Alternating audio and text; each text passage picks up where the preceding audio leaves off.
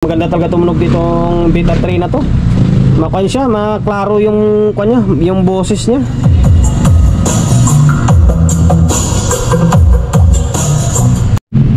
So ayun guys, welcome to my vlog. Ayun, for today's video, bali Beta 3 na naman to. Kakatapos ko lang gumawa niya, no? Kaso lang hindi ko nagawa ng vlog yan, nakalimutan ko. Okay, ngayon ito kasama to ng ginawa natin sa mga previous vlog natin na tatlo yata. Ito ay may-ari nito ay si Sir Awa. Bali kinuha yung tatlo, and then dinalan tayo ng isa ulit. Okay, Beta 3 kasi dami nilang Beta 3. Puro Beta 3 yung pang full range nila. Okay, ang issue naman nito, malamang walang audio ito kasi nung sinukatan ko ng bias dito, walang bias dito sa may base niya. Kasi itong side na to is base, tapos itong side na to na transistor is pang mid-high, mid-high tuloy yung high niya. Ito kasi ang hindi siya base totally, whooper and then high. Okay, kasi naka full range ito. Yan, ito transistor na to dito ay pang whooper, tapos ito is pang high niya to dito. Okay, ngayon pakita ko sa inyo pakita ko muna sa inyo. Ayan, naka-plug in na yan. O natin. Kaon na yan Ngayon, ito yung labas niya. O sa loob niya. Okay, umiilaw naman siya. Umiilaw naman. Kaso, sukatan natin. Pakita ko sa inyo yung biasing niya. Okay, ito yung bias niya. Ano makita? Dito na lang natin sa malapit. Okay, eto. Ayan yung bias ng isa ng kabilang side dito nasa 0.26. Ngayon, yung eto, yung kapares niya, dapat pumantay sila. Nangyari parang wala. Ibalik natin. Tarin ko to. Wala siya diba? Wala siyang bias dito. Ngayon sa may high naman niya, okay, meron to dito. Parang good yung high niya Baliktad meron Okay, medyo mataas lang, nasa 0.4. Yan, goods. Or normal yung sa may high niya. Sa may low or sa may whooper na section na may problema. Ngayon magpo-focus tayo dito. Okay, teka lang tarin natin. Medyo mahirap yung pwesto natin kasi nalalayan ko to kasi baka maya sumagi sa bakal, madisgrasya.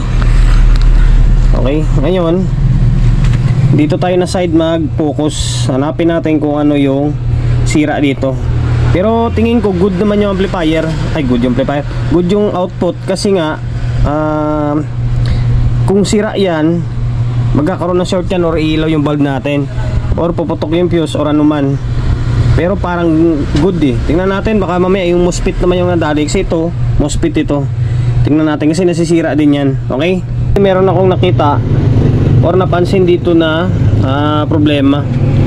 Ito, putol yung 390. Ito siya sana yung camera natin. Ito hindi makita yung itim. Ito, ayan, pula gamitin natin test probe. Dito, putol to. Putol ito. Minsan kasi napuputol dahil sa mga rugby na nakadikit na yan Kapag tumagal siya, nagkakaroon ng umido, nagkakaroon siya ng corrosion. Putol. Value nito ay 390. Buti itong board na to ay merong value na nakalagay. Merong ibang mga board na ganito ng Beta 3 na wala siyang value na nakalagay. Okay, kaya maswerte kung yung kulay is mga aninag mo pa. Ayan, ito putol. Ayan, putol to. Tapos ito isa nalawang. Ito naman 4148 lang naman ito.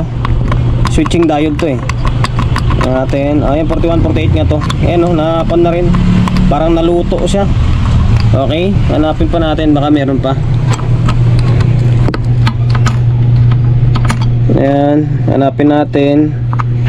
Ito, 4148, palitan natin to. Tapos, itong 390. Meron naman tayo stock ng 390. Ayan meron namin tayo stock ng 390 Okay, palitan natin. Tapos yung 4148. Sana yan lang. Minsan kasi marami na ako na-encounter nito or marami na ako nagawa nito minsan pag hindi mo kabisado, mahirapan ka. Una, hirap na hirap ako sa ganitong klaseng amplifier eh. Pero sa katagalan, nakakabisado ko na. Minsan yan, ang tag-isang resistor lang, na-open siya. Minsan dito na side, minsan yung 2.2 na to. Kaya kapag hindi mo siya i-trace ng maayos, mahirapan ka. Okay? Ngayon, palitan natin. Pinalitan ko na ng kwanto. Pinalitan ko ng 390. Ayan, 390. Okay, orange, red, brown. Okay, 390 yan. Sana yung tinanggal natin, oh. Ito, halos nila makita yung kulay, oh. Orange, nakakuha nito, naka 5 band. Orange, white, black, black. Okay. Orange, white, black, black naman ito. Ito naman orange, white, brown lang. Kasi nga 4 band dito eh. Pero 390 rin naman yan. Tapos ito naman 41, 48. Yan, switching diode.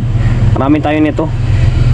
Halos kompleto tayo ng mga materyales. Kung meron minsan kulang, yung mga bagong unit na pumasok dito sa atin, hindi pa natin kabisado yung parts. Kapag meron ganong parts na hindi wala ako, in-order ko agad yan. Nag-i-stock agad ako kasi mahirap yung wala kang materyales, matatingga yung gawa, order ka. Kaya ginagawa ko, pag walang pyesa ako ng ganon, nililista ko agad, tapos sabay order na pang stock. Okay, ngayon balik rin natin to para masukatan natin. Sana magiging okay na. Okay, ulit. Ayan, naka-on na yan, may ilaw na. Ngayon kailangan pumantay yung bias niya, nasa 0.4. Sa 0.4 yung bias nito eh. Ay, wala. Okay. Ngayon dito, ayan, meron na, oh, nagkaroon na, oh. Nasa 0.4 yung bias niya. Okay. Oh, ayan, pantay na pantay, oh. Tumas na, kanina mababa to dito eh. Nasa 0.26 lang ngayon, ayun, nasa 0.4 na siya, oh. Okay, same lang din dito, nasa 0.4 din. Oh, goods lang. Yun lang talaga naputol. Ayan, sa kakagawa ko lagi nito, nakabisado ko na. Ito naman, halos nasa 0.5.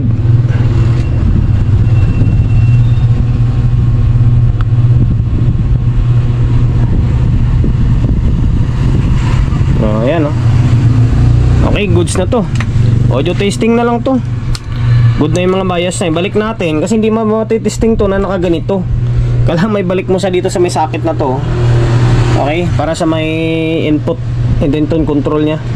Balik natin, tapos audio testing natin, ah. Mabilis ang video lang ito kung sakaling magiging okay na. Lagay na ako ng speaker agad. Ayan, oh. Bali, yung dalawang midhay ko na yun ang nakakabit. Dalawang midhay. Okay, ginamit natin sa may woofer and then high nya. Okay, ito yung board. Tanornilyo ko na. Okay, ngayon on natin. Kaon na.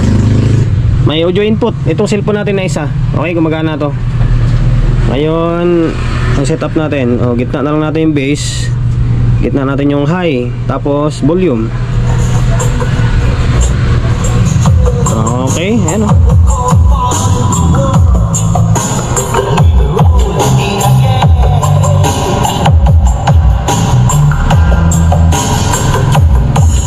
Okay, magana na. Copyright pa tayo. Maganda talaga to, ano? Maganda talaga tumunog ditong Beta 3 na to. Makuha siya, maklaro yung kanya, yung boses niya.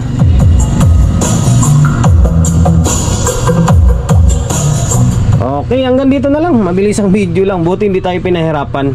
May time rin talaga na matatagalan tayo. Minsan isang araw din bago mo sa magawa. Kasi mahirapan ka suyurin minsan yung kung ano yung sira. Buti dito hindi tayo ganong pinahirapan. Wala, naputol ito. Yan, tapos yung switching diode. Okay, ito sayang hindi ko nakuha na ng video yan. Yan naman, sira yung output niyan. Maaga kasi ako dito kanina, nawala sa isip ko na mag-video. Okay, sana nakapagbigay idea ako. Baka sakaling pares tayo ng problema, di ba? Ma-encounter kayo ng Beta 3. Yan pala, naputol lang yung mga resistor dyan. Kahit pa paano, nakapagbigay idea ako sa inyo. Okay, hanggang dito na lang.